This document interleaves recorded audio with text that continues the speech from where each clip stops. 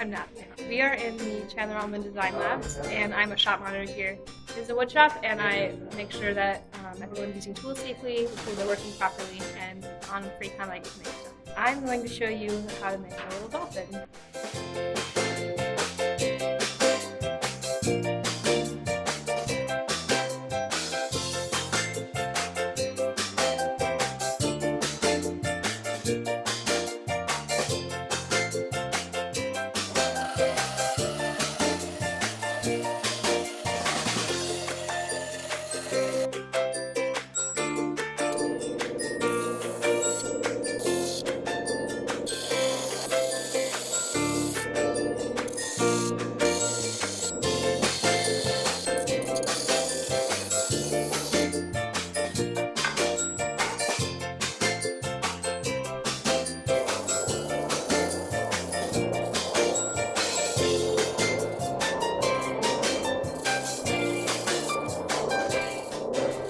So we started out with a block of wood and drew out what we wanted to do, and then we cut along the exterior to make the shape that we wanted, and then sanded the edges so it was nice and smooth.